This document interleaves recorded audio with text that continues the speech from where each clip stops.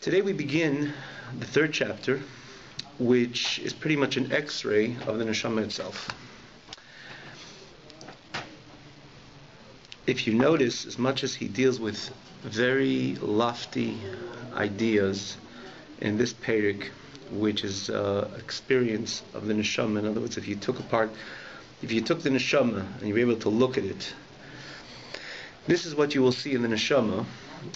And the same token, in this perek, in this chapter 3, he doesn't say a word, literally not a word, about the actual service of God, which is an expression, or rather the neshama itself, as we could all understand, the neshama as it sits in Gan Eden, as it sits in heaven, in paradise. It cannot put on tefillin, it cannot speak words of Torah, it cannot shake a lulav of an esrog, and it cannot perform any mitzvah. Understandably so. One would ask, why isn't it kind of on all the way up there? In other words, it's divested. It's not limited with the limitations and the challenges of the body. It's separate from the body. Apparently, if we're in the body, we're told that we could and we should. We ought to keep Torah mitzvahs. When the neshama is liberated from the body and all the bodily limitations, apparently that's a place where it should be able to perform Torah mitzvahs even more. The answer is no. Because in order to put on tefillin, as an example, to do any mitzvah, you need a hand. You need a physical hand to put on tefillin. The neshama in Gan Eden cannot put on tefillin. It doesn't have the ability to attach to anything physical.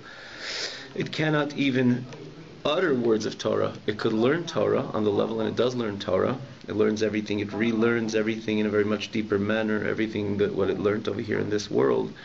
But it cannot verbalize words of Torah because it doesn't have a mouth. It doesn't have speech. And it doesn't even have that type of structured thought that we have over here in this physical body.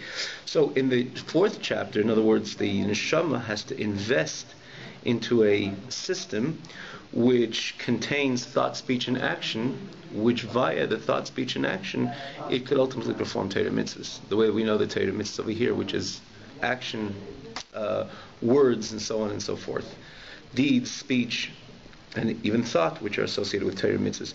So these are called, we will see in the chapter 4, actually chapter 4 begins that there's the three garments which the neshama enters, and via these three garments, or these three garments which neshama invests in, they are investments, they are clothes, they're garments for the neshama, that via these three garments, which is thought, speech, and action, the neshama is able to actualize the Torah mitzvahs, observe the Torah mitzvahs, to learn, to daven, to put on tefillin, and so on and so forth. When the neshama is not invested in these garments, it cannot do all that. So is there a virtuous experience with the neshama experiences when it's divested from the body, when it's in Gan Eden? The answer is absolutely. The neshama has a wonderful experience. In a sense, its appreciation to God and godliness when it's in Gan Eden is much greater than when it's in this physical world, because here it's limited by the bodily and bodily limitations, while when it's in Gan Eden, it doesn't have it, is liberated from these bodily limitations, and therefore it could experience God and derive pleasure and experience God and godliness in a much greater and more pleasurable level. Absolutely, its love to Hashem is genuine. Its fear from Hashem is genuine, as opposed to when it enters in the body. Obviously, it's already in order to bring it out, we have to pierce through different levels in order that the neshama should truly love and fear Hashem, etc. So the advantage of when it invests in the body, that it is able to enclose itself into the three garments of thought, speech, and action. The disadvantage is when it's involved in the thoughts in this physical body, involved in this structure of thought, speech, and action, and these garments, it's limited by these three garments. In other words, it's because it's a garment for the neshama. The neshama is it's not restricted, but it has to, in order to express itself, it needs these garments. When it's liberated from the body, so it's able to appreciate and derive pleasure from God and godliness on a much greater and deeper level, but it cannot perform Torah mitzvahs. So this chapter 3, you'll see, as much as he deals with the most pleasurable experience of the neshama, you won't find a word in the entire chapter, third chapter, regarding Torah mitzvahs. Nothing about learning Torah, nothing about doing mitzvahs. And apparently it's kind of the x-ray of the neshama, and the neshama wants to do what Hashem wants. Why is a whole chapter which deals with the all the levels and the natural experiences of the neshama, doesn't say a word of Torah mitzvahs, of observing, learning Torah and doing mitzvahs? And it only begins in the fourth chapter. The answer is because here you're dealing with the neshama itself. And because the neshama itself, before it enters into that world of these garments of thought, speech, and action, it cannot perform Torah mitzvahs. So what is so special about it? That it has within itself the ability to experience the more deeper and profound expressions of connection to Hashem as love, fear. These are emotional connections, a perfect or a very comprehensive understanding in the reality of godliness, which again, this is very similar to the neshama, the way it's in Gan Eden. It doesn't put on tefillin, it doesn't utter the words of Torah or so, it understands Torah, but it's enabled to appreciate the more deeper parts of what it consists of, or deeper parts of God, and in other words, the more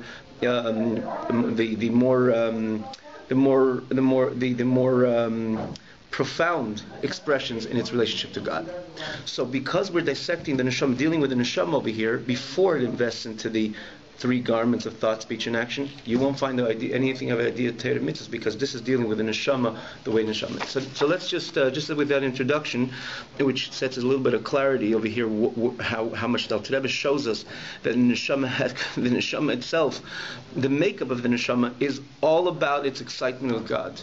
That's the makeup of the neshama. It understands God. It has the ability and has the faculties to understand God.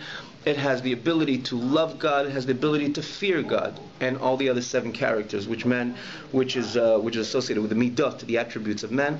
The neshama, the neshama has it all, and because it has it all, it's enabled to have this comprehensive understanding of God. It's enabled to have this genuine love and fear of God, and so on and so forth. So this is the third chapter. It deals with the neshama prior to the neshama entering into the world of the garment. Now, it doesn't refer to the neshama the way it's in Gan Eden. It doesn't refer to the neshama the way it's in the heavens above. Not at all.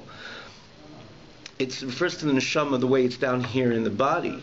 But in the same token, it's dealing with the dimension of the neshama prior to its entering into the world of thought, speech, and action, which via thought, speech, and action you could perform Torah mitzvahs. So we'll start. We begin. All these different levels, all levels associated with these three, which was mentioned in the previous chapters, which is nefesh, ruach, and neshama.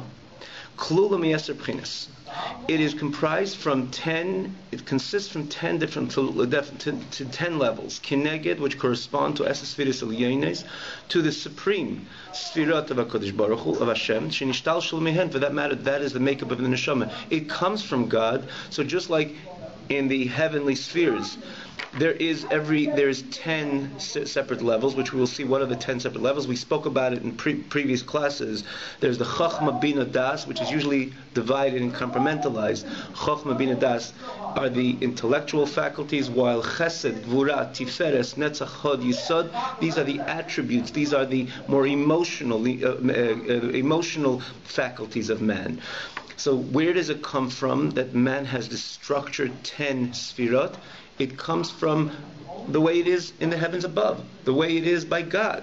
Why do we have something which is similar to the way it is above, the way it is by God? The answer, because we are a part of God. So if God, in the way it is in the worlds above, again associated with the more profound levels of godliness, it's divided into 10. So too, on this level in our neshama, we also have these faculties which are again divided and compartmentalized into Chachma Bina Das, which is again our cognitive, intellectual faculties.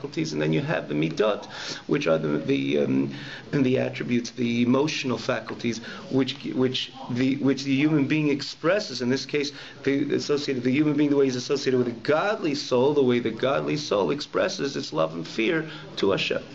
So he says the reason again, why does it correspond to the Esses Vidus Alienis? Because Nishtal Shulumehen, because that's where it comes from. So we have 10, but these 10 nechlokes, they're divided into 2. What are the 2? Shalish imot v'sheva kfulot. 3 mothers and sheva kfulot, and this refers to the 7 attributes. Now, there's other reasons why it's called kfulot. You can see it over here in brief.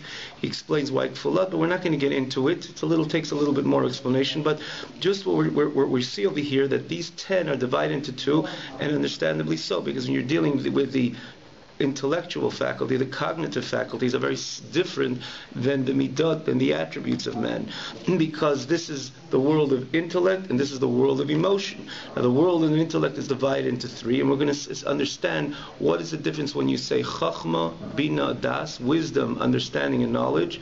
Apparently each one of them is another expression of an intellectual expression of man, but we will see what's the difference of each one of them, because each one plays another role in our understanding and perceiving any concept, and in this case, when you're dealing with a godly concept.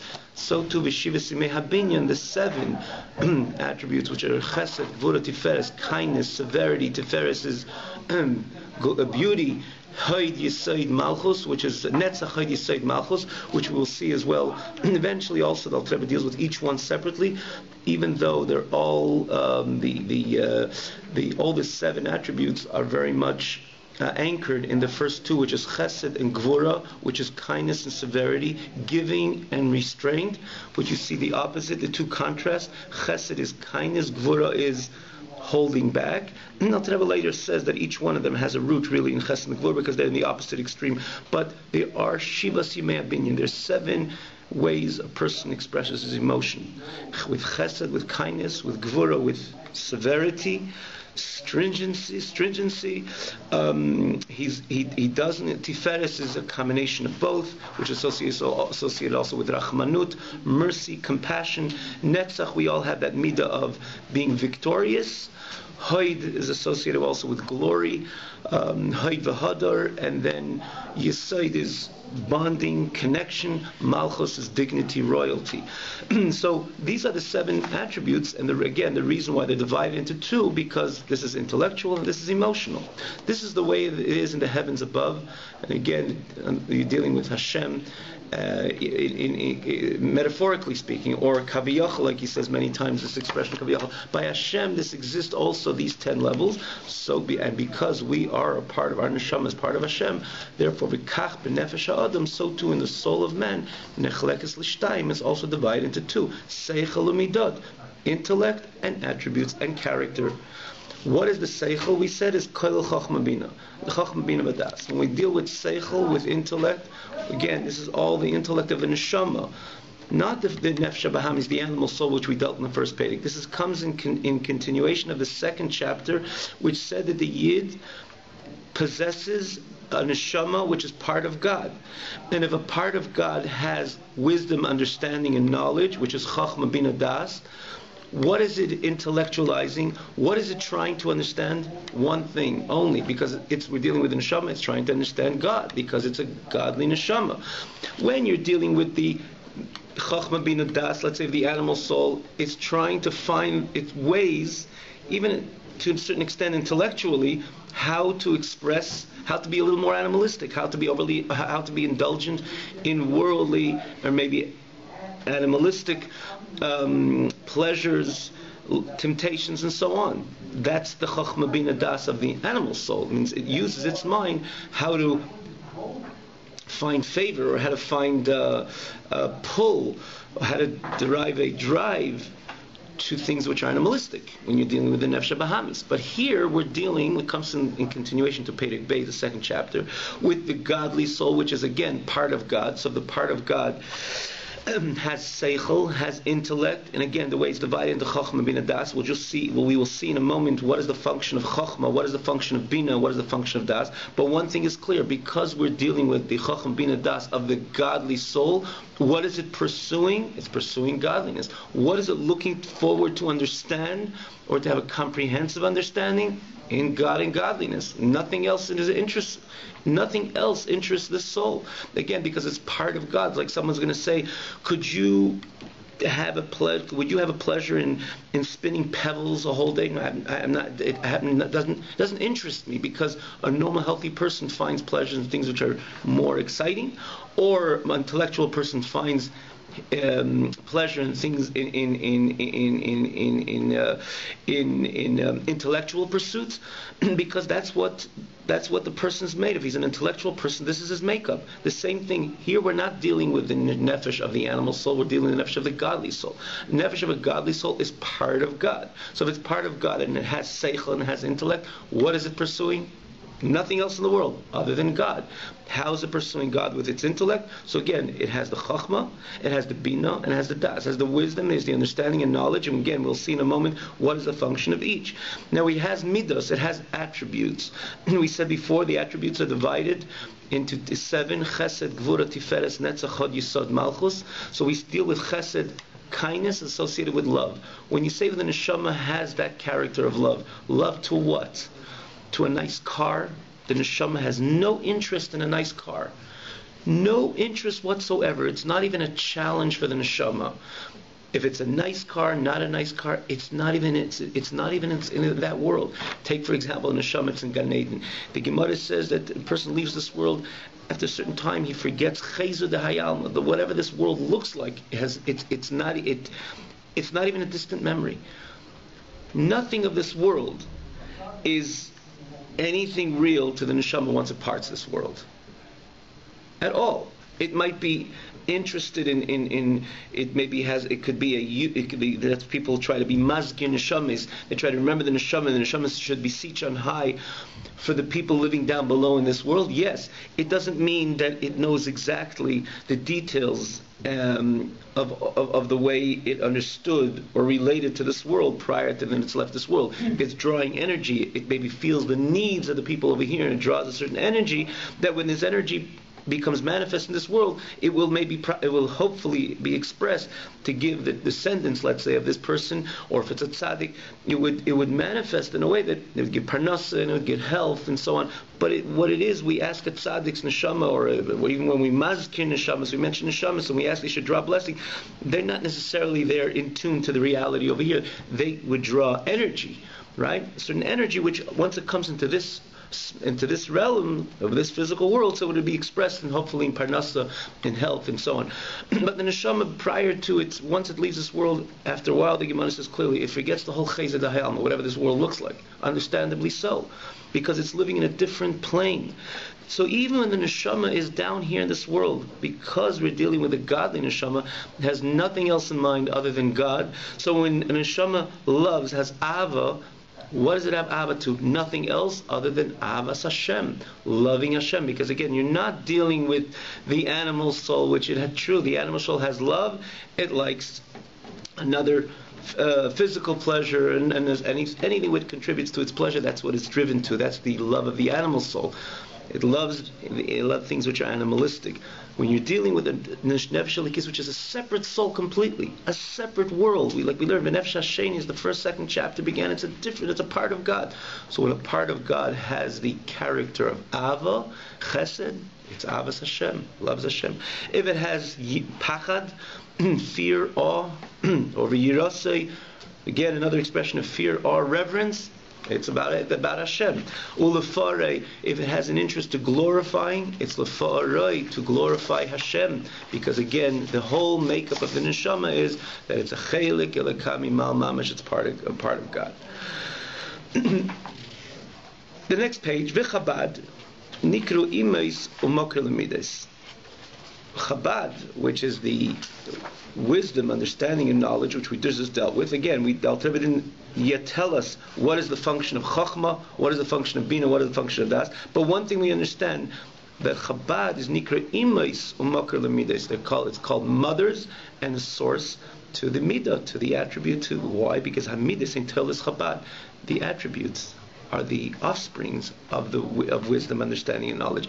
This concept that attributes are the offspring of the cognitive faculties really doesn't belong to the neshama. That's something which makes sense. When you are driven to something, you sit in front of a computer, you never knew what this computer is all about. Someone tells you and explains you all the benefits which you can gain personally, perhaps in your business, or as you can communicate with people, you start learning about something. The more you understand something, the more you develop, you could even call it a love, or let's call it a drive to it. Prior to understanding it, it looked like nothing to you, or meaningless to you. It had no meaning, it had no significance to you. So when you understand something, that produces a feeling. And the same thing works the other way. There's something, for example, crawling in your yard. All right, you don't give it any attention, and you even be able to be in the same place, in the same domain as where that thing is, because no one ever told you anything about it. All of a sudden, you start learning that someone tells you and explains you that could be dangerous. And it explains you the details or the details about this, let's say, creature. As an example, you could use this example in any way. It tells you, someone explains you all the reasons why this animal is dangerous. The moment you start understanding it, settles in your mind that you perceive and you understand what the other person explained to you about that creature. When you're going to go out there, you're going to stand in awe, not in the context of awe and reverence, but you fear that. Why didn't you fear that before? It's because you had no understanding what that's all about. So when you understand something thoroughly, that will bring about a certain midah, a certain character. If it's a good thing, if it's something that would excite you, it would develop and it would arouse a love, a drive to it. If it's something which would disappoint you, it'll express not only you become like, oh, it doesn't make sense, I should be in the same place of that thing. No, you really feel a sense of fear in your heart from that thing. Why? Because you understood it.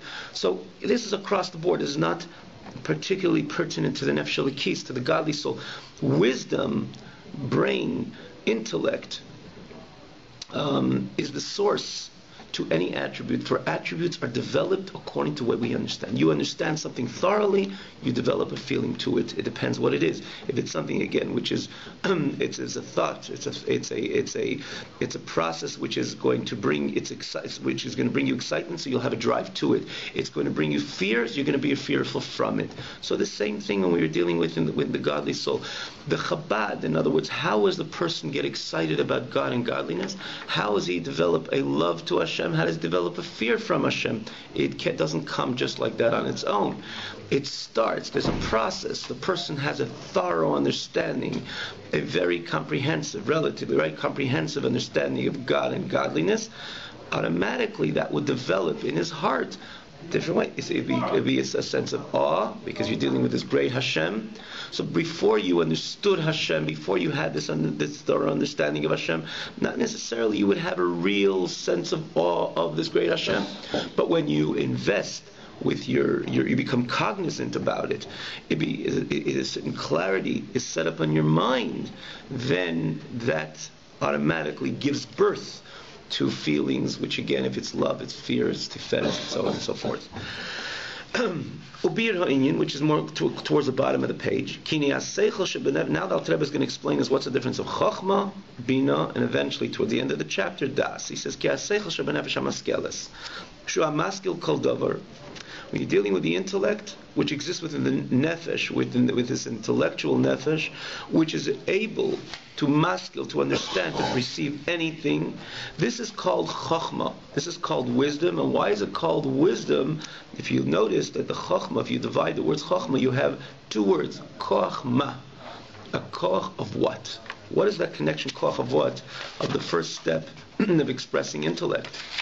So we will not much elaborated inside, but we'll just try to explain it. And he says over here, koach ma. You see the first words of the following page, the potential of what is. And this idea of chokhmah as the initial state of any intellectual pursuit, really is not exclusive to the godly soul, but the godly soul works the same way as any other intellectual pursuit. For example, I'm looking into a book, and and I'm trying to understand what the sentence means. I'm taught, I go to school, and they told me read these pages, and tomorrow you're having an exam, so I'm very serious to know everything what it says, and I'm reading a page, it's very difficult for me to understand. The way it works, and obviously it comes a certain time you do understand it, like everybody who went to school knows there's a time there's a state when he did not understand what it says, and then he worked on it till he understands it, and eventually it shines. In other words, he has no issue with it. He reads the page, he knows exactly what it says, and then sometimes he knows it so well that someone would ask him, what does it mean? He'd be able to tell the person. Take the same person a day ago or a year ago, didn't understand, we begin to understand what it meant. Like even in Lahabdil, when we learn a Blat Gemara, you knew this Blat. When you opened the Blat the first time, especially when you did with a hard Blat, it was like you didn't begin to understand what it meant. And then you thoroughly, right? You start investing your mind in understanding what the Gemara says, and you look again, and you look again, and you look again, and you try to make sure that there's not one extra word, right? When we know when there's extra words on a page, usually means that we don't really figure out what's really going on. There's never supposed to be not an extra word, not in Gemara, not in Rashi, not in Taisus. When you see extra words, you realize that something, you'd be missing the whole point, because there's no such a thing, there's no extra words in any part of Torah. And I'm not talking about the written Torah, the Torah Shabbat, which the Chachamim extract from these different details and nuances. Simply when you see a piece of Gemara, there's a question, there's an answer. It has to shine. Every word has to shine for you to say, yes, I know what the Gemara says. But there was a time when it was blank. You were blank, right? But this, again, is not excluded to Gemara. Any subject the person learns, any intellectual subject the person learns. What happens? What is the process from not understanding to understanding? The process works, again, it's not exclusive, not to Gemara, it's not exclusive to the godly soul. But from the way we'll understand it in trying to understand anything, we'll be able to apply it to the godly soul, because that's how it works when you're dealing with seichel, of a state of not knowing to a state of knowing. So what happens is, you work very hard, and everybody tells you it's not Chinese. It's a statement, it's a sentence which you could make out what says in the sentence. So you work hard and you put your brain to it, and suddenly, that makes sense. At that moment, think about an example. That moment, your friend, which is trying to, let's say, understand it together with you, and says, "What you jumped? Could you tell me what does it say?" You were kind of excited. I just figured it out. What are these words telling me? It starts, the flash went on. In other words, you see really what these words are conveying to you, and your friend theoretically are going to imagine your friend is sitting next to you and says, "What did you understand? What did you get excited about?" The average person, which is the first time learning this and understanding this, won't be able to explain his friend exactly what he figured out. Even, it's not that you were lying when you jumped and you said, "Yes, I got it." You got something. You see those words, you saw the combination of the words, you saw the message, what these words are conveying to you. But the initial state that we connect to any concept is a kind of, in a way, it's like a flash. For example, and a flash could be very bright. A flash could be very bright, but you don't have it thoroughly enough to say that you have it, it's yours, to the extent you can give it over to a friend. It will never work that way, and you could see, even to you, you figured it out. I can't explain to you yet, give me a few more moments, I gotta develop it till I could say that it's mine, I have it, and then I can explain to you. Now, think about a flash. You could have a similar case. For example, you're walking and you see a lightning in front of you, and a lightning is very bright, and it can be very dangerous also, because the flash could really chas v'shalom corner in, and come down into it could get even the lightning. It's not somewhere very far. It can be dangerous because it comes very low many times. And you're walking, and all of a sudden you see a lightning, and the whole world brightens up. It can be pitch dark, but the world in front of you brightens up. And someone says, you say, "Wow, it's bright." And someone says, "Okay, could you show me that brightness?" I show it to you. It's gone a second after I saw it. Does it mean that the world in front of you didn't shine brightly in the moment you saw it? Yes, it did. But because a flash is something that comes and goes within a second, you cannot show your friend anymore that flash, because it came and went. Similarly, our first approach to any intellectual, when we're to anything intellectual we're trying to figure out, the first approach is that there's some flash comes on, but it's something which remains abstract to the great extent, and then you need more time to take that flash and develop it. So the flash is called chokhmah. We right away figure out why the Alter Rebbe over here divided the chokhmah, showed you that chokhmah is it's two words, which is koach ma, which means it's a koach, it's enormous strength. It's your first attachment to this concept, but yet is ma. Ma means what? What means that it's still abstract. It's not tangible. It's not palpable to you yet. That's why it's called koach. Koach means it's enormous strength, but it's ma, what? Which means you have it and you don't have it in the same time. The flash went on, but it's only a flash. That is the chokhmah. The Alter Rebbe will explain before how it's relevant to the godly soul. What is the godly soul catching when he understands his first flash and his perception of godliness? And then what is the bina? But here the Alter Rebbe is just dealing, what is the koach of chokhmah? What is the power, the faculty of chokhmah? It's our first approach to understanding anything intellectual. It's koach ma. It's still asking ourselves what? It's like the flash went on and flash went off. Like you're playing with a flashlight, right? Let's say the wires are loose and you're trying to put it together, and then it goes on, but it's not tight. It just will go off right away, and you get excited because all of a sudden the wires are working, but it's not structured, adequately structured, right? Then comes bina, which is the next step. When you extract your koach, elapel, in other words, the initial state of understanding, to elapel, meaning that you bring down, you're trying to draw this flash in a more settled manner in your mind, meaning shemizbainen b'sichla, you ponder with your seichel, with your intellect, lahavin davar lashuri, to understand something thoroughly, and more so la'amkai, not only to understand it thoroughly, but profoundly understand it deeply, from that original state of chachma, right? You see the word chachma, which was in his muskel, which means muskel b'sichli, which he had in his intellect, the moment before, or the state before, which is chachma. That part, again, when you extract, you bring down from that state of chachma to broadening and thoroughly understanding the concept, and more so profoundly understanding the concept. That's called already bina. That's the second level of our intellectual faculties.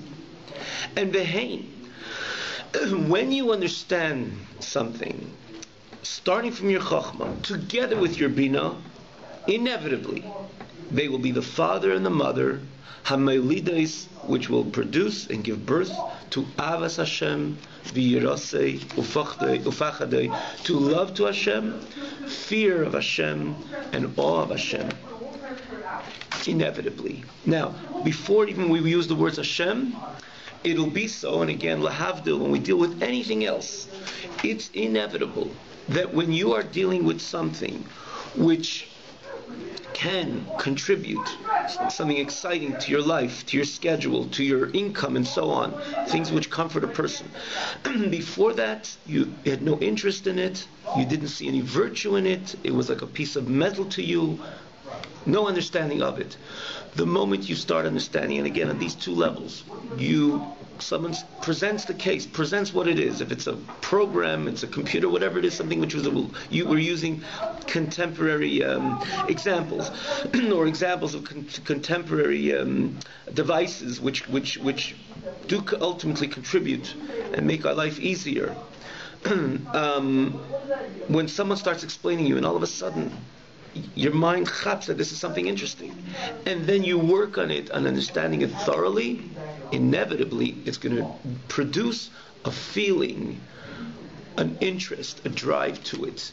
And if it's something which you're going to learn, that someone's going to explain you, that doing this or doing that is going to harm you, there's going to be negative ramification and consequences, he's going to explain it to you thoroughly. In other words, you'll chap the idea, and more so you'll not only chap it, but you'll develop it.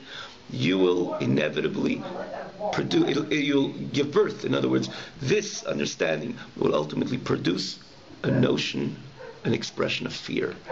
All of a sudden you fear. Someone notified you, explained you that this way of doing things, or whatever you're doing in your books, it's something no good. When you understand it thoroughly, not only in your mind, intellectual, you realize it's not a good thing. Your heart will fear. There will be some fear in your heart from this which you learned of.